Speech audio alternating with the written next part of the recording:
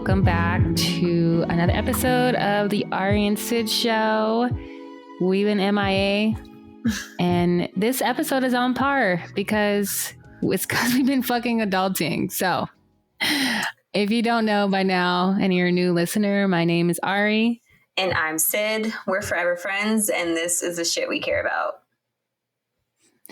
We created this show because we talk all the time in our texts, and we decided that we were going to share with y'all because sometimes we talk about meaningful shit and sometimes it's not so meaningful, and maybe y'all want to hear our shit. We're sharing our shit with you.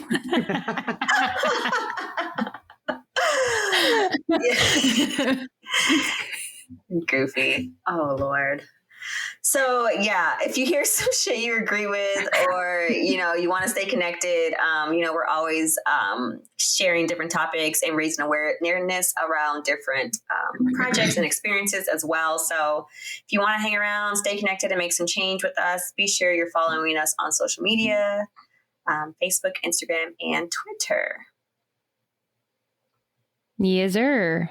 And so we have a special episode today because we are honored with the presence of the one and only. The one and only. Asia Watson, who runs her own podcast that's about this shit we're talking about. So take the floor, Asia. Let the people know. Thank you so much for having me on your podcast. Big fan over here. I have my own podcast. It's called Done with Adulting. My name is Asia. I co-host that podcast with my best friend, Jared. So similar setup to what y'all got going on. And we literally started our podcast because we text each other all the time about how adulting is just so whack. Preach. And we're like, we can't be the only ones feeling like this. And not only that, like I was a big podcast listener at the time, and I was always looking for podcasts, like a podcast that had all the adulting answers, because none of this, we went to school for literally, some of us went for a straight 18 years. Oh my God. And yet we still have no idea what the fuck we're doing. So no idea at all. That's kind of how our podcast was born, just as a place to, just relate, get some tips on certain subjects. So I'm really happy to be here and complain about adulting with y'all.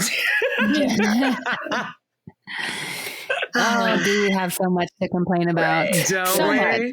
Right. Who do we talk to? Can I see this person's manager, supervisor? I just feel like when you become an adult, you should also gain a person that you can discuss these things with, right? I mean, maybe it's like a therapist or a pen pal. I don't know. Just you should be oh, you're an adult now. Here's your private person to speak to about all the shit that you're about to do that you have no idea you're about to do. Can Literally. I just say, where's my guide? That's such a social worker answer. I just have to share. We should all have therapists and a guy that is such a social worker. Totally. No, I agree, though. I agree, but I think I just had to say that. Yeah. So true. Yeah. Shout out to social workers. Speaking of social workers, outside of Asia's podcast, I have the honor of knowing her and being one of my greatest friends in the entire world because we went to Howard together and we majored in social work. So I think our second year there, we had almost all of our classes together. So it was instant connection. You know? I know. I was gonna say we're waiting for that. Where is that at? I was gonna say I know Ari's waiting for me to say HU. Yes, we did our social work program together, and that was a good time. I really, I think that was such an interesting season of our lives just because we weren't undergrads anymore, right? So we were a little bit adulting, but still had one foot in, student life. We could always excuse ourselves oh, I'm a student. I'm a student. I'm not a real adult yet. I'm a student adult. Okay. But I know for both of us, Sighh, that was our first experience, going to school outside of the state in which we grew up. So it was like a little taste of adulting at Howard. So it's lit 24/7. Yep. So I don't know. I feel like I owe a lot of like who I am now to that experience, and just DC as a whole and like the time that I spent there. So, I mean, yeah, I still work in nonprofit. I do fundraising full time. But what I've learned in adulting is that my nonprofit salary is just never going to fund my preferred lifestyle. So, oh my gosh, can we talk about this? So now I have to create podcasts and start small businesses. And just get on the path to entrepreneurship, because this is just like, this can't be it. This can't be it. After years and years of people telling us just go to school and then go to college, and you're gonna get a good job, and you're gonna have a good salary, and like, okay, we graduated from our master's program and people were trying to throw pennies at us, like the fucking nerve. Pennies. The disrespect. Oh my gosh. The disrespect. So yeah, that's my little backstory, but yeah, I do agree. I agree. I think I owe a lot of like my growth, and just it's like a lot of like respect to Howard and that whole experience. Especially like moving across the country. Like I came clear across the country. I didn't know nobody out here. It's like just doing my thing. I guess I'm gonna be okay. But feeling like, because I was a student, again, like I wasn't really adulting. So like it wasn't that scary. It wasn't like I moved across the country for like a random job, right? Like I wasn't gonna get kicked out of school and just be asked out. Like I could like lose a job, you know? So I was like, okay, it's not that scary. But then I guess I kind of hung around, and now I'm adulting full time in the DMV. So when do you think, this is a question for either of y'all, when do you think that you like started to notice like that you were kind of like fed up with this shit? Like you decided that like you were kind of adulting as a student, but then like kind of not really. So like at what point, what was the turning point of like being fed up? Like, you know what, like maybe this isn't for me. Maybe I should switch career paths and not be an adult anymore. You know what's so crazy is like, I feel like quarantine did that for me. Like, I think I was starting to feel the itches of like, this can't be it prior to the pandemic.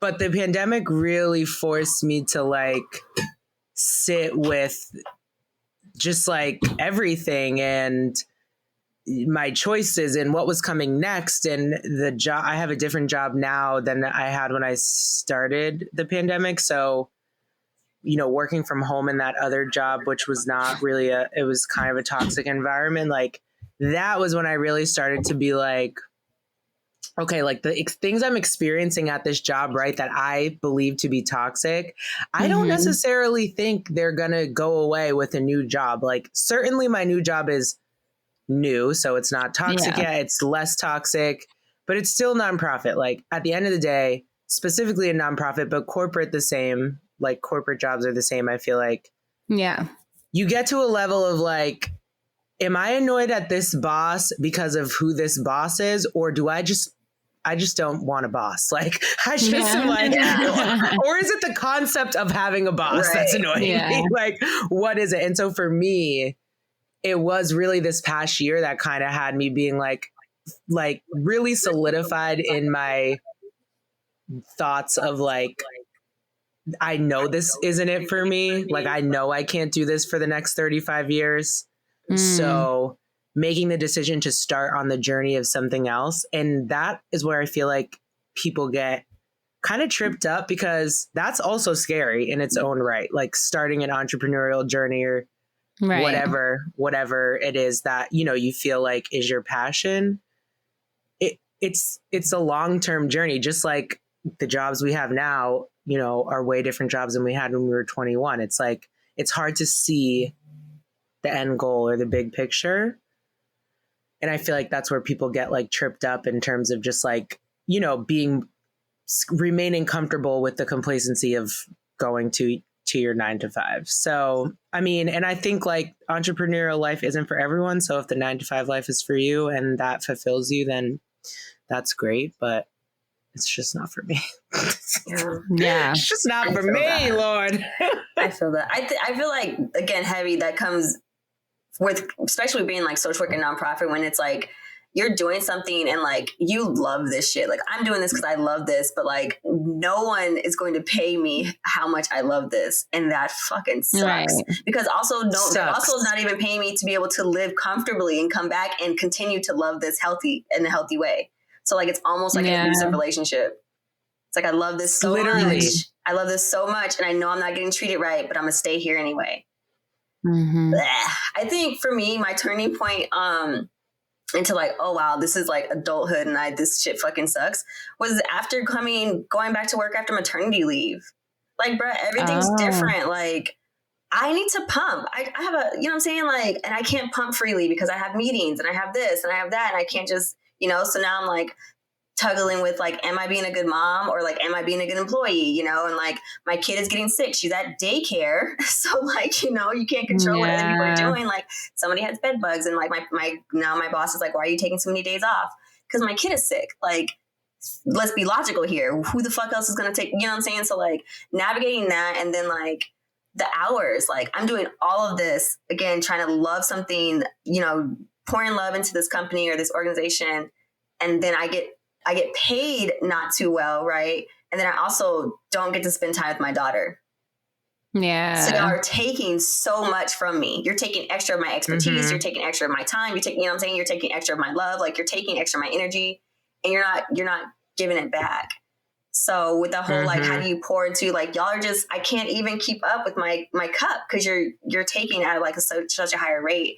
And so, that whole, and we only had to do that for 6 months because of the pandemic. And I was like, so that 6 months was rough, like dropping her off, picking her up, and like, is she okay? And like, let me spend an hour with her before she goes to sleep. And so when the pandemic hit, we were like, oh, bet I can stare at her all day and work. You know what I'm saying? Right. And then, getting more into like, okay, you know what? I actually don't want to freaking interview. I hate the concept of interviews. Like I hate interviews. I hate the whole job hunting process is so depressing, honestly. Yeah. And it's like, do y'all really want people to have a job? Because it's like you're sending them through are y'all really looking to hire people? Because why are y'all creating all these loops and hoops? Like, do you want somebody to work for you or not? Like, yeah. So that was definitely the extra step that was like, okay, adulting is ghetto. And if one part of me is going to be sane and, I'm trying to keep my professional life sane, I need to figure out what's going to be good for me. And in that moment, during that pandemic, it was like working for yourself. That's literally all your professional side of your brain can handle right now. And I started therapy during the pandemic because of my anxiety around job hunting and my anxiety around having a job as an adult. You know what though? And this is what I'm really starting to understand is the hardest thing about adulting. And I think this plays into all of the areas of our life, not just our job. It's like, why do you have anxiety about leaving that job? Why do we have anxiety about not having a 9 to 5 and doing it? It's like literally to me, what I'm realizing is adulting is just deprogramming ourselves. Like we've all just been raised and programmed in a certain way, all different based on how we grew up. Not to say it was totally bad. I'm sure our parents did the best that they could do.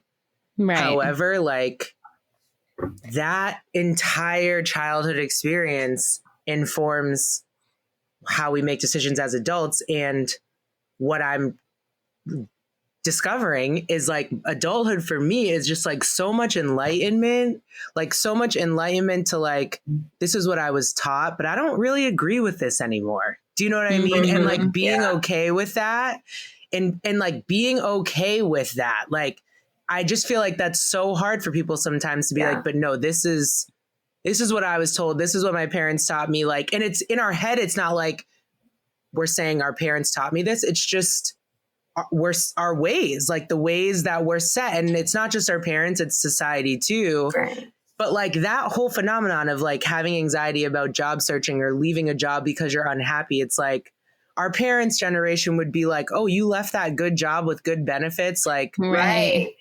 And then we're like, but I don't even like that job. Like, I don't even like that job. Why should I stay there? So it's like, don't like it. I just don't like it. like, I don't care about the benefits. I hate my life when I go there. So it's the unlearning of all those things. And I'm sure you experience it with motherhood too, Sid. And I'm sure we experience it in our workplace and in our relationships, right? Like our partners. It's like, adulting is basically unlearning the shit that we don't agree with, that society and our parents forced on us, and then reteaching it to ourselves in a way that's conducive to like our lifestyle and what we want to get out of our lives and how we want to live our lives every day. And that is a really hard thing, I feel like, to deal with internally. Is it's kind of a feeling of betrayal, right? Like, and it's hard to work through, and it stresses you out and it gives you anxiety, and you're just like, like you just want to rip your skin off trying to make decisions, because half of your brain is making a decision based off Sid, Ari, Asia, the adult, almost 30-year-old, and half of your brain is making decisions off of like what we've see, what we hear, what we learn, what we know, social media. And that is what I think is the biggest struggle and why adulting is so challenging. That, and obviously the fact that we learned fucking geometry in high school and not how to balance our fucking bank account. So those are my two biggest gripes, I feel like. Yeah, that's so real. That's so, and it does like, I think, go ahead. I'm sorry. Go ahead. Oh, I was just going to say, I think the biggest thing that stood out in what you said, Asia, was about the, this idea that I wonder, our parents are asking us like, oh, well, that's a good job, and telling us these things. But then like, did they never question? Like, why didn't they question what they were taught to do? You know what I mean? Because they have research studies about like boomers and Generation X and like how long they stay at jobs and like their work ethic, like habits. And it's like nobody, at what point did they just decide, you know what, fuck it, I'm not going to question the system. I'm not going to question how we do things.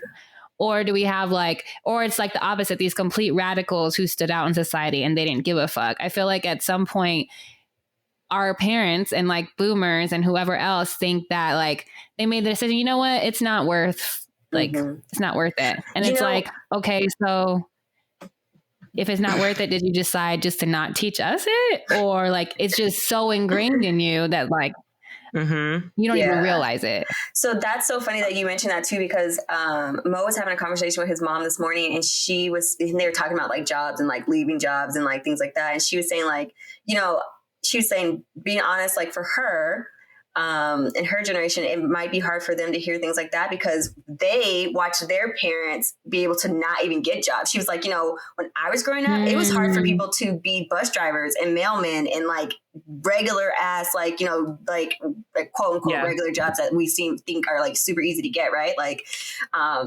so she was like, so when people got jobs, they stayed at that job because it was hard to get a job. And so you stay there until the wheels fall off, you know what I'm saying? Because you have a family to take care of. And so like that puts it into perspective too. Like, yeah, got it, understand. But like in this day and age, it's just, it's completely different.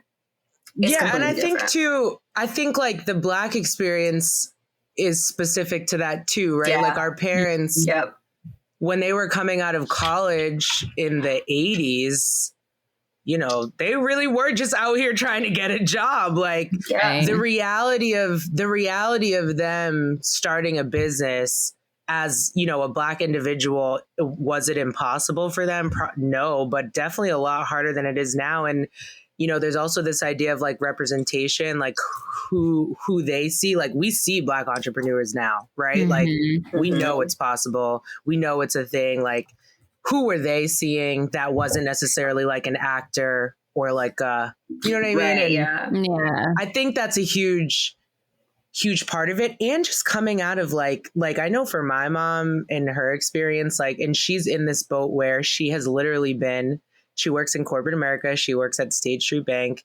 and it's like a huge global whatever. And she's been there for literally almost 29 years, like same company. she literally got the job like right before I was born.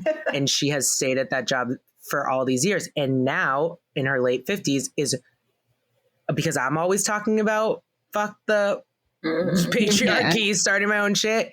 She's listening and she's coming around to the idea, but just feels a lot of fear and feels really stuck because she hasn't made her resume in 29 years. She hasn't interviewed in 29 years. She hasn't. Right. So even the fear of, and it's like, now they're older, like who wants to hire somebody older? That's what they think. So I think there's just so much. It's almost like comparing apples to oranges. Like, I really think our parents were actually just trying to survive and create a better life for us. Cause I know oh my God, sorry, my dog. I know my mom, my mom grew up poor, like so poor. So in her mind, it's just like, get this job that's going to pay me 6 figures.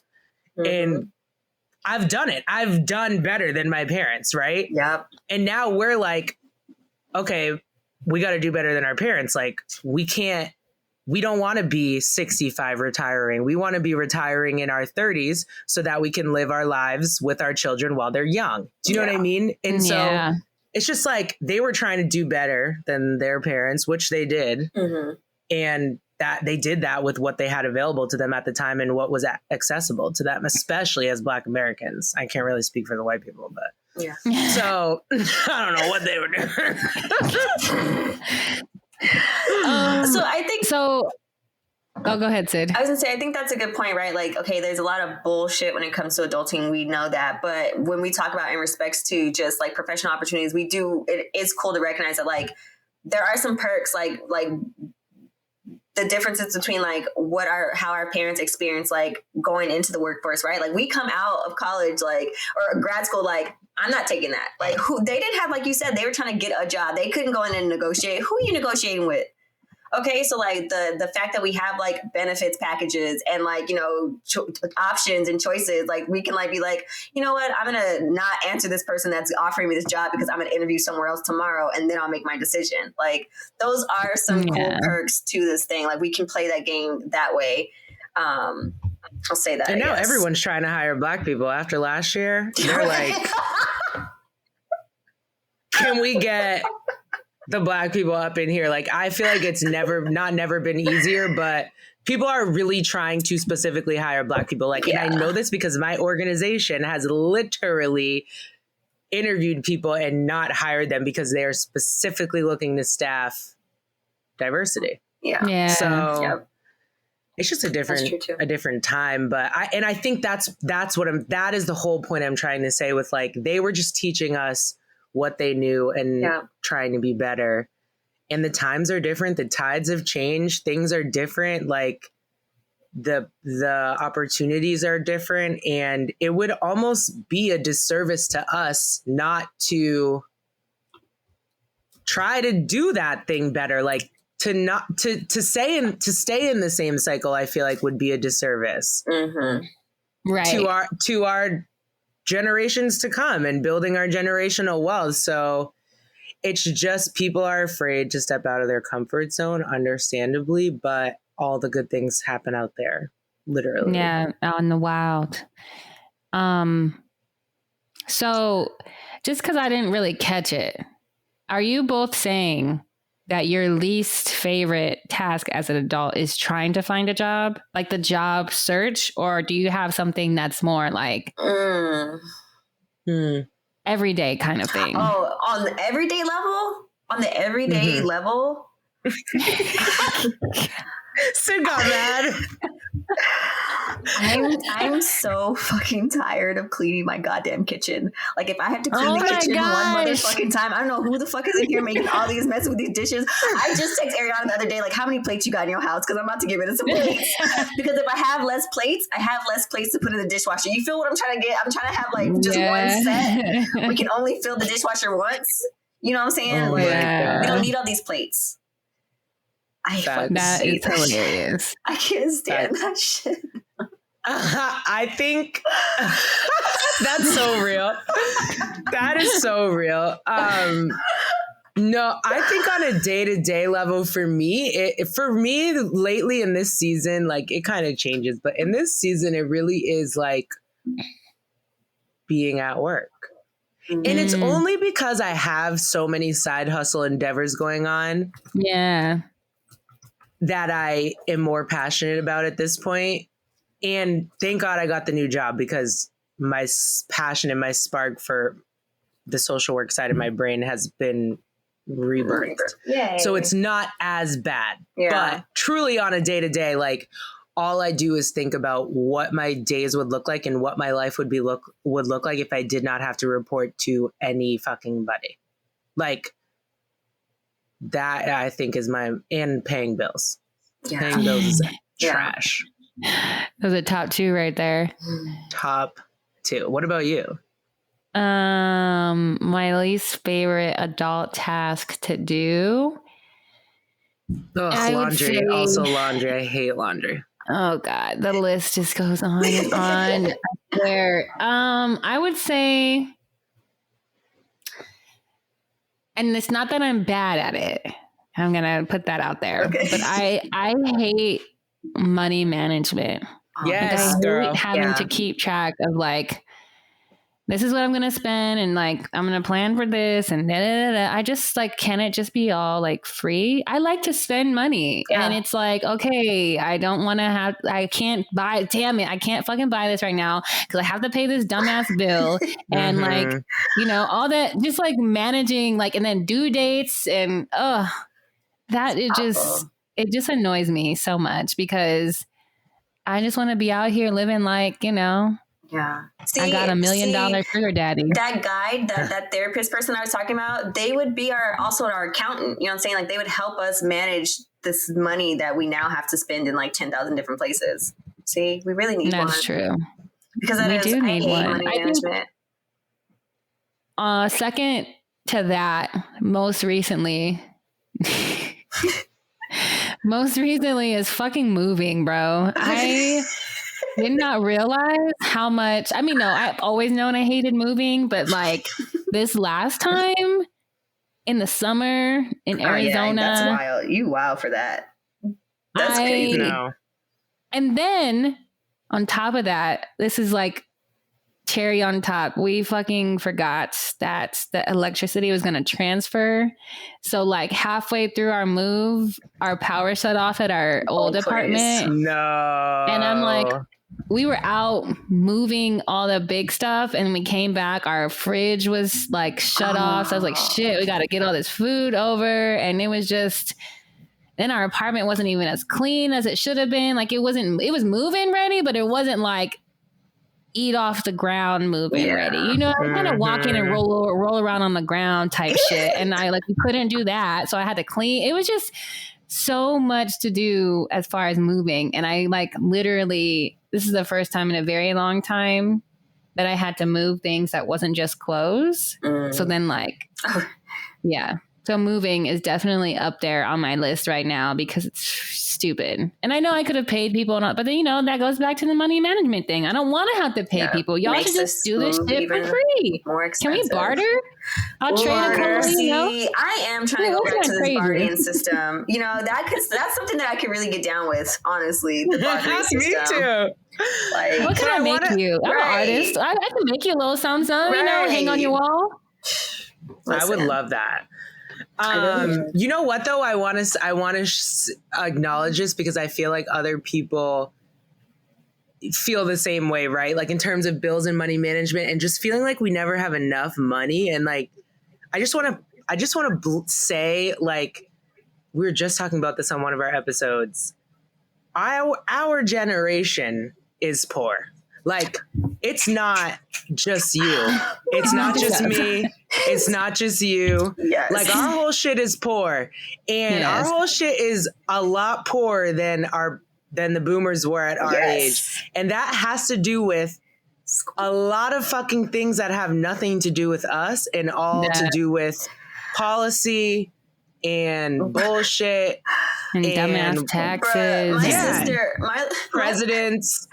My sister is 21, and so another thing that in adult life is a scam is insurance. So all that shit, I don't care what kind of insurance, all that shit's a scam. But so she recently just had to like do some stuff with her car insurance, right?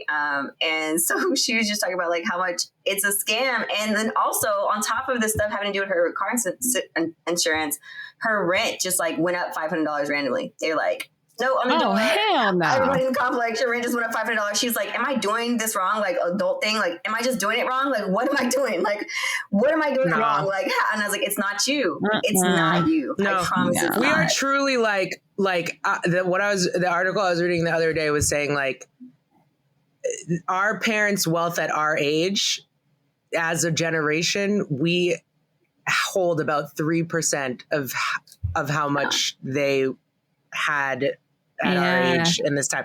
And so that's why I feel like it's so important to like talk to other people and like have these type of conversations, because when you're adulting, that shit feels mad lonely. You be like, like,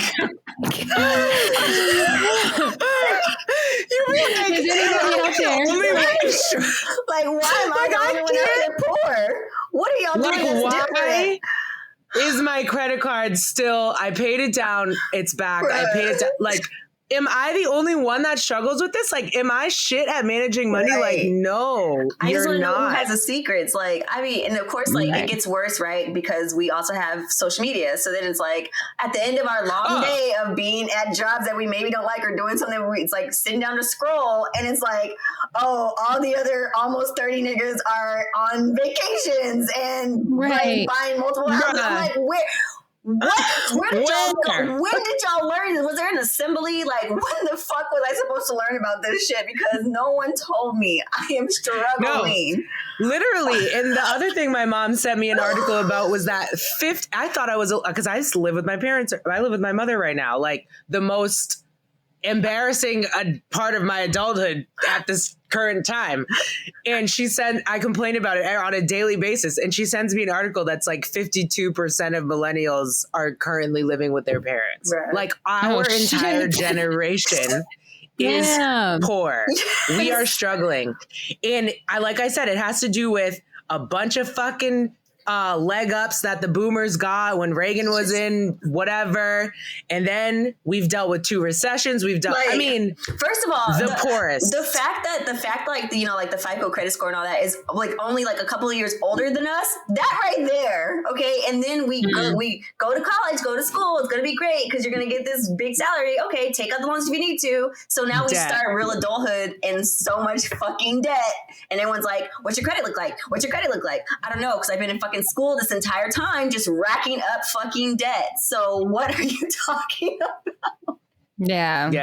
It's crazy. Oh my gosh. But I always like to say that because I feel, like I said, adulting can feel super lonely. We are not alone out here, y'all. We are all poor. Unite. We are all poor. Poor people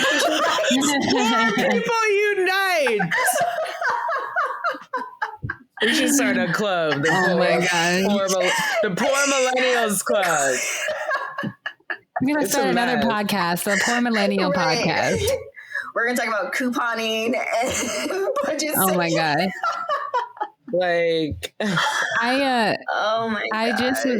I was listening to the radio in the U-Haul. And like, in the U-Haul?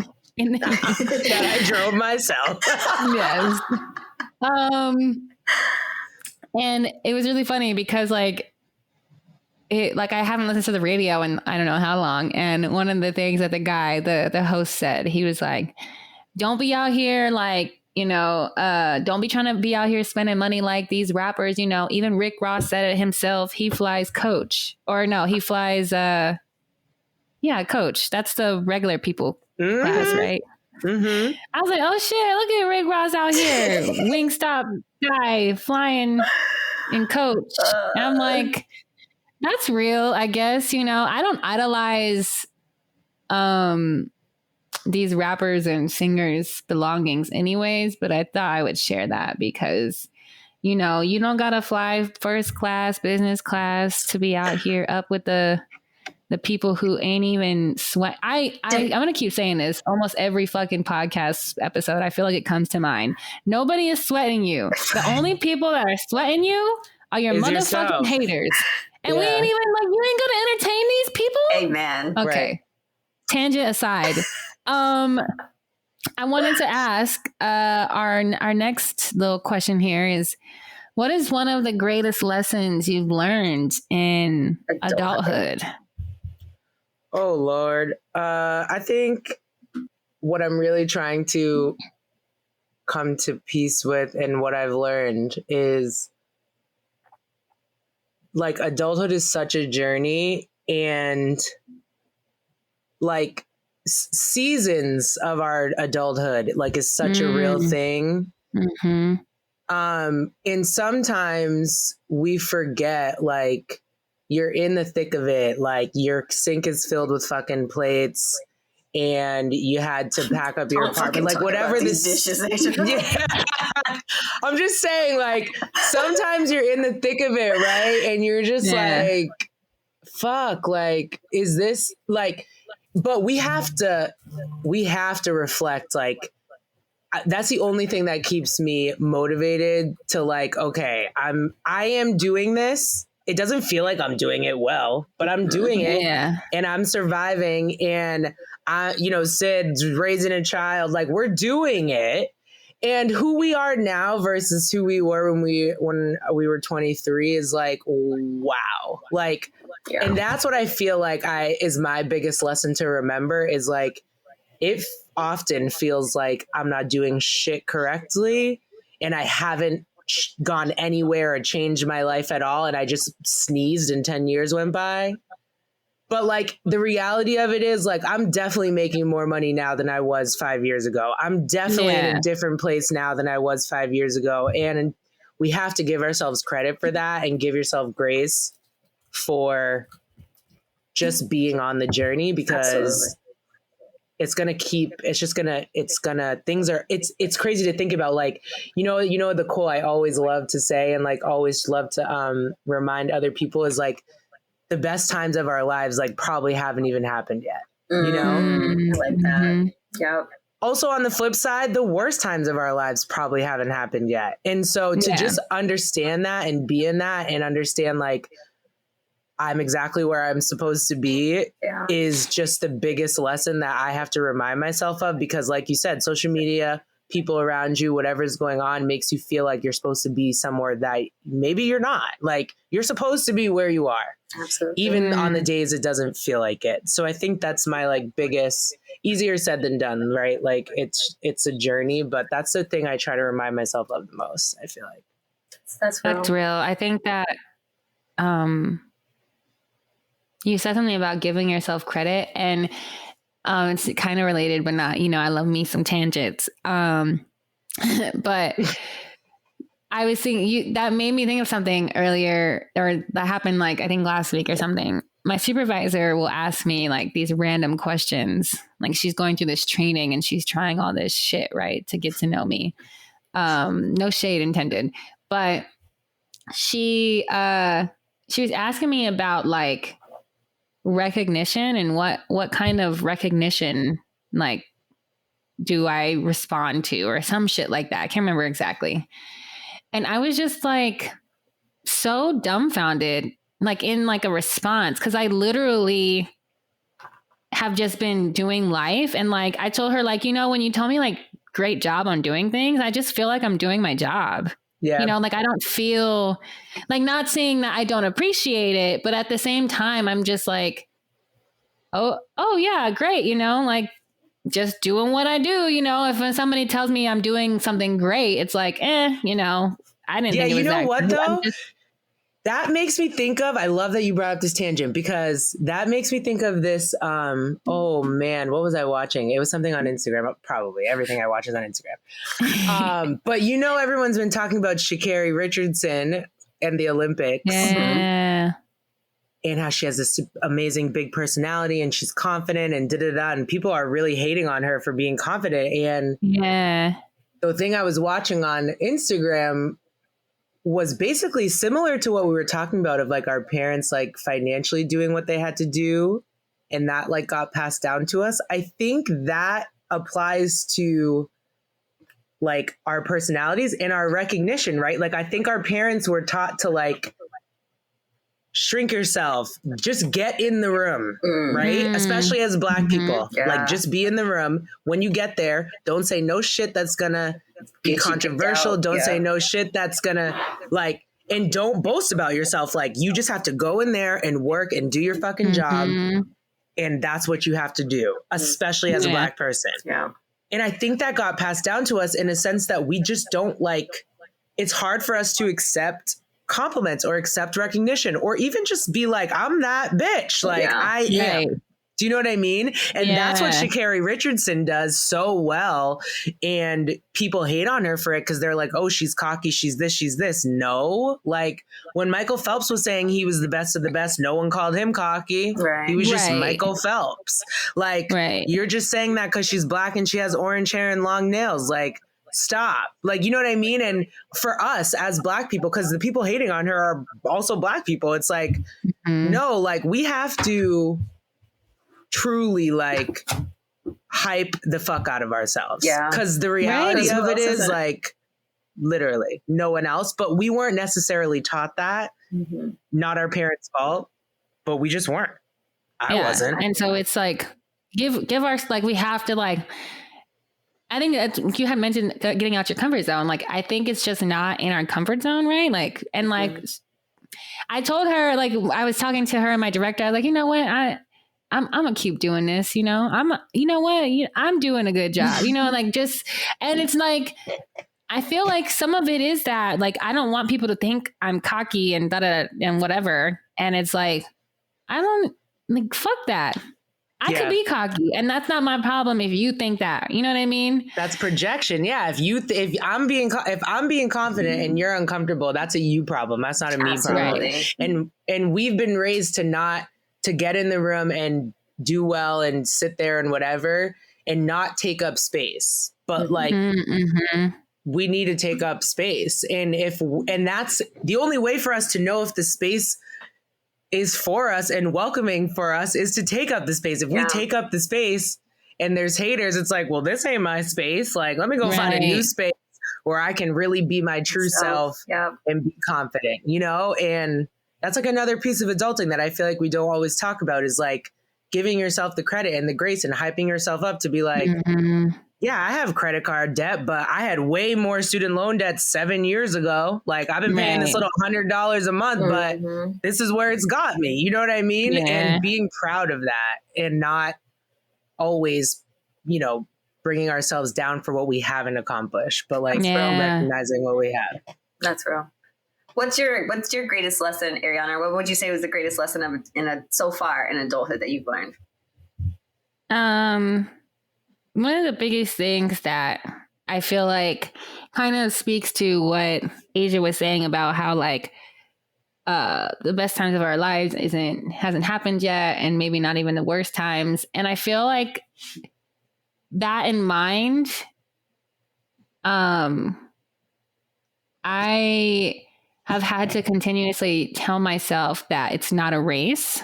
Like, not that I'm saying that I'm not in a race with any, like, I'm not trying to say I'm racing against other people, but like, for me, it's always been like, I just need to get through school. I just need to find a job. I just need to, you know, and I just have to do all this. And if I do it quicker, then I'll feel better, you know, or I feel happier. I'll feel less stressed. And the reality is like, it doesn't matter how quick I do it. You know what I mean? That shit comes, I mean, I'm going to be 30 in a couple of months. Like that shit just keeps coming along with you. So I feel like just in a sense of trying to be mindful of my mental health and anxiety, like stop putting so much pressure on myself to like accomplish things in some, you know, made up timeline in my head that like nobody even knows about it. Like I don't tell people I'm going to do things by this date because that adds more stress, right? I'm just like, okay, I told somebody I was going to do this. So now I'm just like, I'm just going to tell myself to relax. I don't have to tell anybody that I'm doing something. I don't have to have a deadline. I'm going to get there when I get there. And you know, that's not always I'm in my master's program and the only thing I'm getting to right now is like the finish. I'm like, wait, it's not a race. I'm going to get through. And if I have to stop my program, then I stop it. It's not the end of the world. So that definitely has been my lesson that I'm learning right now. I mean, it's just like a continuous thing, like just reminding myself, like, it's not a race. It's not a race. Like, we're going to get through this shit. And the goal is to just live. Yeah. It's not to accomplish shit. We aren't our accomplishments. We're not our money, like, I can keep going on and on, you know what I'm saying? Also, even in that same respect, like every day literally is an accomplishment. So like, even if every day, like if today what you did, you woke up, and you half-assed some shit, but you made it through the day, you know what I'm saying?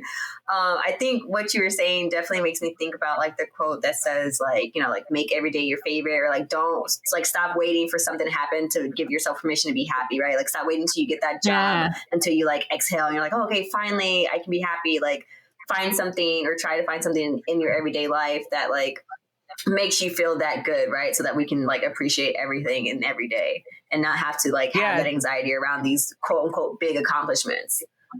Yeah, I think that speaks to like celebrating your small wins. Yeah. I feel like Sid too, like I feel like this is huge also in motherhood, is like celebrating the smallest freaking things. Yes. Like at least for me, I'm not a mother. Like if I, like you said, get through the day, or if there was this one assignment at work that I literally put off until, I don't know, the day before it was due and I fucking did it, or your master's degree or whatever, celebrate the fuck out of that. Like, because that is those, if we don't celebrate the small wins, like the big wins that we're trying to get to take time and it takes the journey. So unless you're like celebrating yourself along the way and hyping yourself up on like the little things, you're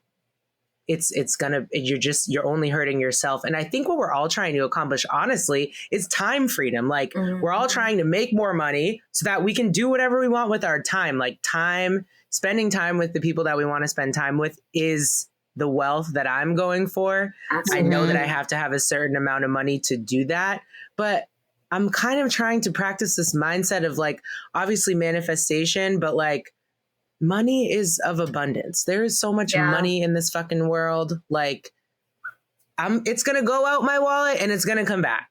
It might not come back when I want it to come back, but it's going to come back, Yeah. That's real. Yeah, I agree. Yeah. I feel like I try to tell myself, like, if I focus on what it is that I want, like, as far as like lifestyle, right? Like you said, like more time to spend with my family, like more time to do the things that I love. Like, I don't have to necessarily focus on a dollar amount because I'm going to manifest whatever I need is going to come to me for me to have those times with my family. Like if I'm putting that out there and I'm spending the energy to do those things. I think that's real. I think, so when I'm thinking about like lessons that I've learned so far, like maybe like my favorite lessons or whatever, there's two that I can't pick. So one is like, my first one is like, mistakes aren't bad, right? I think sometimes, and I see this like, even in myself as a parent, like we try to like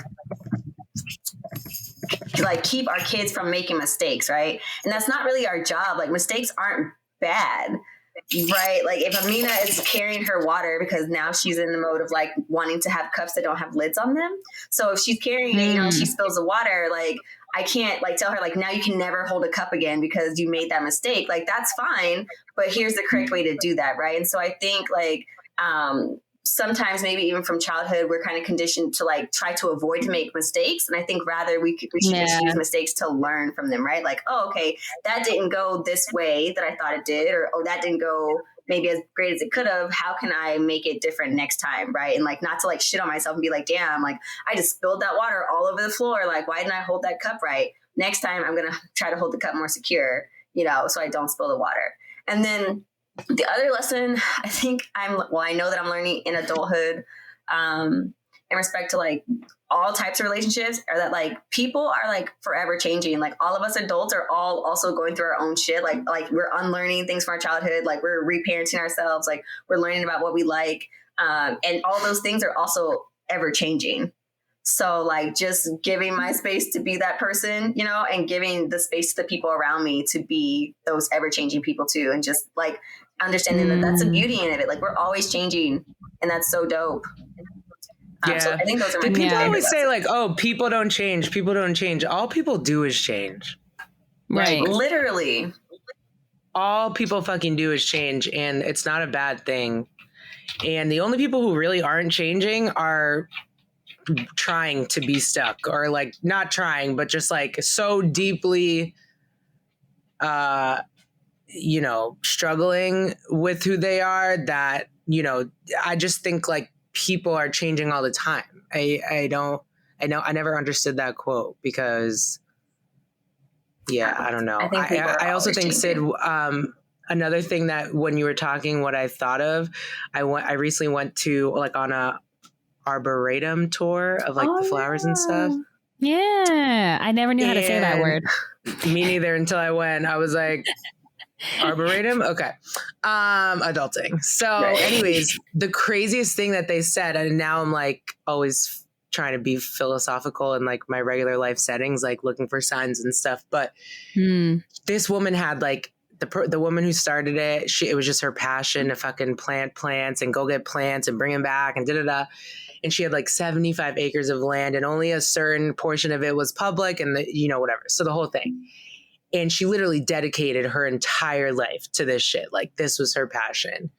And the person giving the tour was like, yeah, we have hundreds and maybe even thousands of different species of plants here. But she was like, but you know, and she was like, and Polly, that was a lady's name who started it. She was like, Polly kept very meticulous notes about, which my point of right there is journaling and like keeping notes of like where you are now and then being able to go back and like read how far you've come is huge. So that's one thing that I was like, okay, like people have been, you know, whatever. But the other thing she said that was like, she kept very meticulous notes about like what plants did well and what plants died. And she was like, and I've seen her files, like her dead plant file is literally 4 times the size of like her successful plant file. But like you would never know that walking around the arboretum, right? Like you're just surrounded by all this beautiful shit.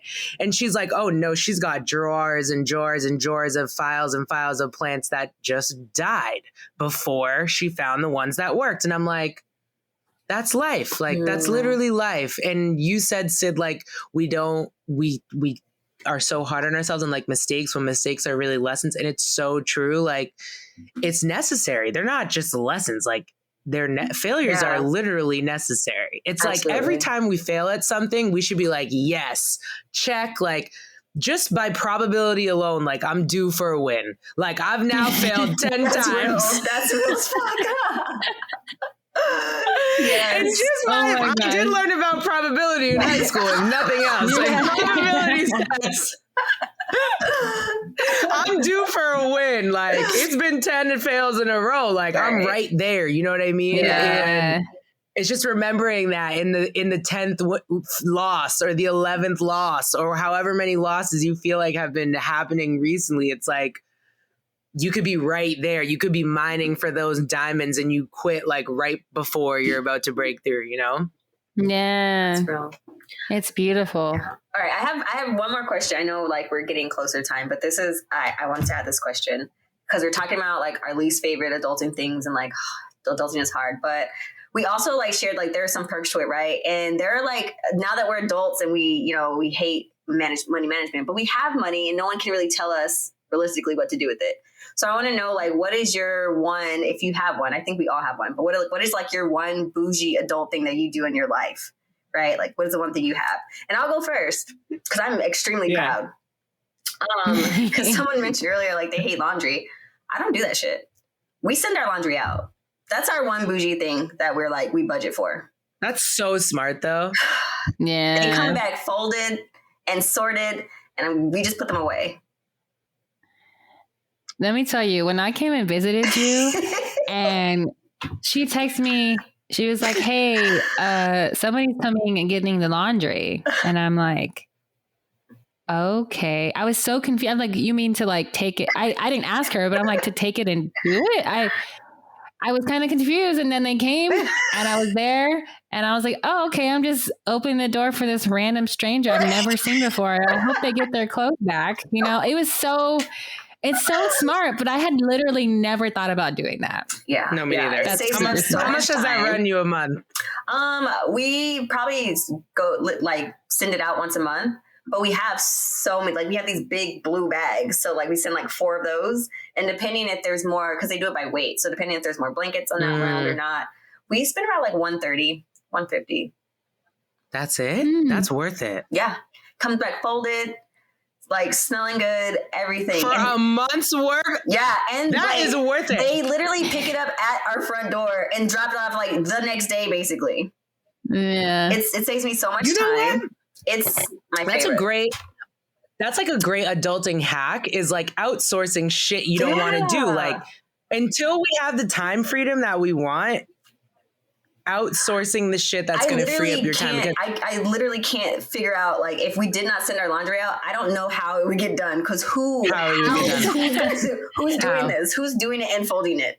Amina? Because my thing would be cleaners. Like we have cleaners every 2 weeks. Nice, yeah. That would be if we weren't doing laundry. I would definitely do that. We do that. I mean, my mom has always done that. That was like she just always has done that, even when we didn't have that much money. But when I was in DC and Terrence and I lived together in a condo, we did it, and it's worth it. Like I don't like scrubbing toilets. Like I can't even. It's just a no for me. Yeah. Like if the cleaners don't come, the toilets may not get clean. You know what? I don't clean the toilets. I actually don't clean the bathrooms. That's most chore. But recently I was like, you know what? I might be okay if I wear, like, because I've gotten so used to wearing the mask. I'm like, I need to buy masks for when I clean the bathroom. Because my big thing is I with germs, especially in the bathroom, like I feel like they're just flying everywhere, and like I need to protect my skin and my face, so like I need to be in like a hazmat suit before I go in and scrub anything in the bathroom. That's I feel you on the cleaner. What about you? That is so funny that you.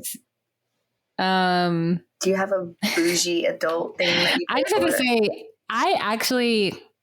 I feel both those things about, you know, the dirtiness of the bathroom and all that.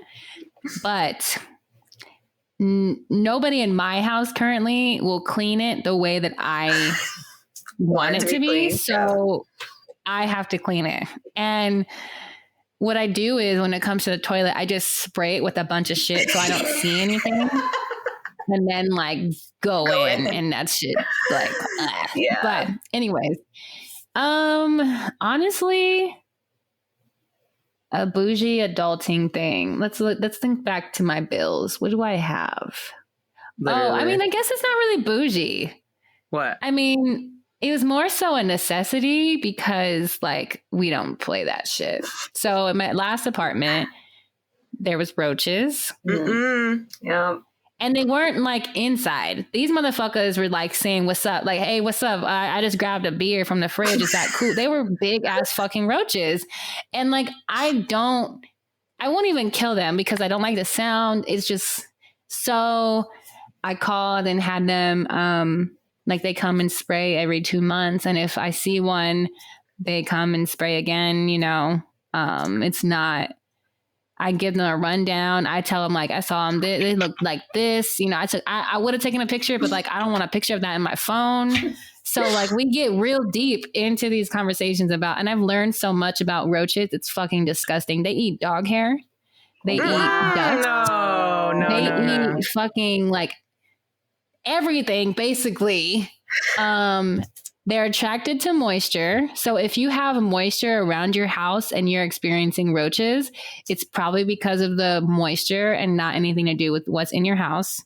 That was our problem. Our landlord, she did a janky ass job on our property. So we had all kinds of divots, and I was like cleaning and I was like seeing water damage. I was like, oh, this all makes sense now. Do they swim? And so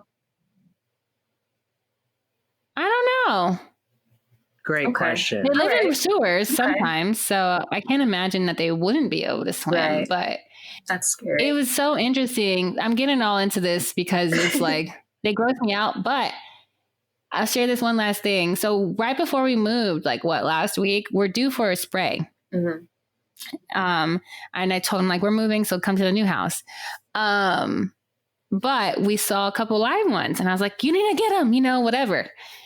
But it was crazy because this shit is powerful. So we would see one live, and then like I told Kendall, like move the couch, and it'd be flipped over dead already because it ran through the shit. Well, I'm like, that's the kind of stuff I need. None of this raid shit. If y'all out here buying raid to kill these roaches, let me tell you, invest in that little $30, $40 a month. You get charged every 2 months, so $70 every 2 months. That shit is high grade. Think about weed. You're not buying that low level weed. Right. You know what I'm saying? Right. That high grade shit. That's if my he's second experiencing bougie drug problems, adulting. I highly recommend. So that is, it's not bougie. It's kind of bougie, but it's the only. That's it's not the bougie. only That's necessary. regular thing that I'm spending money on. Yeah, that's real. I would definitely spend money on that. I feel that. Yeah. Besides like clothes and random shit. This is so bougie, but my mom's we live in like the woods, nature all around us. So there's a fuck ton of mosquitoes. And my mom, I would say her bougie thing is we get our house, the Mosquito Squad. That's the name of the company, Mosquito Squad. They come out once every 2 weeks and they walk the whole perimeter of our property and spray mosquito repellent. Oh, shit. I'd be right there with her. She's like, it's a no. She's like, I want to be on my deck and not have mosquitoes. Like, and they come and she'll be like, can you get under the deck extra? Like, it's not a game. Mosquito Squad, they know where we live. That's so funny. Yeah. That's so bougie. Mosquito Squad. Like, the really cool things. I think the next bougie thing we're doing is we're sending, Asia, this, you'll probably like align with you and your mom too, because we're going to send Nova to doggy day camp. We're like, you need to get I do that. I know. Bougie Bill, that's worth it. Once a week. Listen, 1 day a week. These damn dogs got to go to camp. They gotta go. I need to invest in that. That would probably be mine. I'm gonna try that out because let me tell you, 1 day a week makes so much difference. And we have 2 dogs, which I know you used to have 2 dogs. So like 2 dogs is. Yeah, bro. 1 day a week, they just go. It is so nice. They come back so tired. They go right to sleep. You don't have to worry about walks for the day. You can work without being interrupted. It's like you have to go. They get baths while they're there. Sophia's staring at me right She's like, now. I know what you're talking about. She just pulled up on me like, I was like, hello? Like, no. Once a week, the dogs have to go to camp. It's a great bougie bill. It's worth it. And it costs us like, Terrence just bought it 10 more weeks. So she goes once a week. So we bought 10 more days of camp and it was like $250. So that'll last her 10 weeks. What? Okay. And she goes once a week. Some people send their dogs to camp 5 days a week. Right. So that $250 bill would only last you 2 weeks. But these dogs, they go once a week. And yeah, so we'll buy a 10-pack. Last us a good 10 weeks. I love it. Mm-hmm. Adulting. See, there's cool things that we get to do with our money, like spend it on our dogs. I heard our 30s. I heard a rumor that said your 30s are like your 20s, but with money. With money. Ooh, yeah. That sounds great. I heard that too. And, I received that. I feel like these next few months, I guess I need to stop doing that. I just turned 29 a few months ago. I need to stop acting like 30s. Oh, no, relax. Okay, so these next, the rest of the year, the rest of the year, I really do feel like it's like, me just like setting myself, getting myself ready, establishing myself. Y'all, I told myself, okay, I'm gonna put it out there into the universe. I haven't said this out loud for real, but I really do think that this next year for me might be a 6-figure year. Okay, y'all, I'm going to throw that out there. Whoosh. Yes, universe, catch it. It is there. I see it. I'm already envisioning it. So I'm trying to receive it and grab onto it. But so maybe that's my 30th birthday present to myself is, doing that, crossing that threshold. So yeah. 30's a new 20.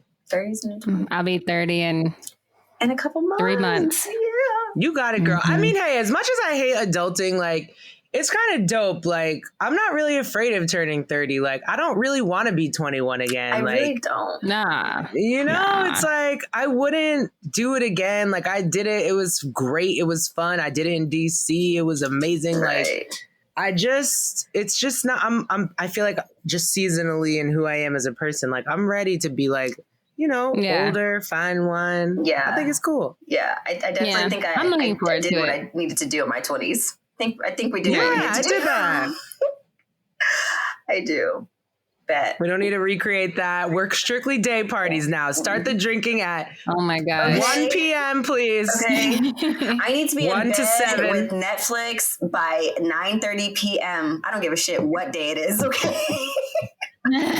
If the party doesn't start by 2 p.m., I'm not going to be there. I'm not going. I And I'm just okay made with that that. decision. You guys are ahead of the game. You're not my age yet, you know. I just made that decision. I went to Vegas and I was like, you know what? These nightclubs. Yo, I'm They going to will Vegas never next see me week and I'm again. nervous. I'm like, I told you the I'm not. thought of getting dressed at night to go out that same At night, night. that does not even make sense anymore. What? How? Who's If doing I'm that? out at night, you best believe I'm out in the same shit I wore during the day. I never went back to my room because if I went back to my room, it's over. The night is over. I'm That's okay with funny. that. Like, I'm okay. I'm fine. I love this conversation. This is awesome. I've enjoyed I know. this. I could do this forever. Always. Yeah. I know. Every conversation is just like, dang, we really could stay here forever. All day. Good. But yeah, there are some perks to adulthood. But as we are rounding around in this hour, we do want to, you know, give you all y'all time back. But if you're still listening, we do appreciate you. As always, you know, with the Ari and Sid show, we love to leave you with a cause or raise some awareness. So you know that we are still in the month of June, even though it's the last few days. So it's still Pride Month. So today, this week, we wanted to just raise some awareness for the Trevor Project. The Trevor Project is the leading national organization providing crisis intervention and suicide prevention services to lesbian, gay, bisexual, transgender, queer, and questioning youth. So we are going to link information about the Trevor Project, of course, as always, in our Instagram bio. So be sure to follow us on Instagram to stay up to date with that. Yeah. And after that, we have 2 quotes. And I'm not gonna go into why I picked it because I'll go on for too long. But it's kind of going back to what we've been talking about like giving yourself credit and recognizing and blah blah blah. Yeah. So you have always been enough. Period.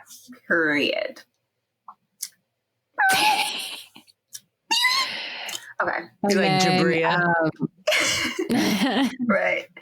And then the second one is just to leave y'all with a little humor, little humor. Yes. You go ahead, Sid. You read it because Sydney picked this. Yeah, to end off on a lighter note, we already know Ariana told us, like, we've always been enough, but just know that you're not alone if you're ever thinking like this quote, which says, we're adults. When did this happen and how do we make it stop? Questions we need answers to. SOS.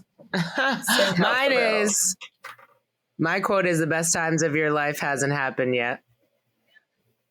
That's real. I'm going to put that up somewhere because that makes life exciting, especially like when you think about like, you know that you've done a lot of really cool shit and you're like, oh, okay, all right. That's just a precursor. That means I get to add on. Okay. Yeah.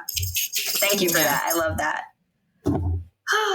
Well, as always, we appreciate you all hanging out with us on the Ari and Sid show. Of course, Asia, thank you for stopping by, hanging out with us. If you want to hear more from Asia, and of course, check out her podcast. You can find them at Done With Adulting. Is it Done With Adulting Pod? Mm-hmm. Yes. On IG, it's Done With Adulting Pod. Yep. Yes.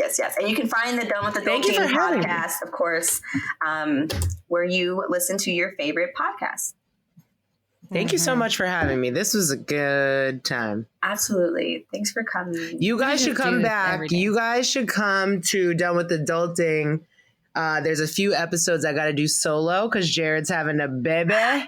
So Aww. Congratulations. In August, I know, I feel like it's our podcast community baby, even though obviously I'm not the mother of the child, but I still but no, we're excited for them. They're obviously our really good friends, but he's going to take a little time off. So I'm going to have some girls only episodes. Yes. Yeah. For sure. Alrighty. Alrighty. All right. Well, y'all take care out there. Bye.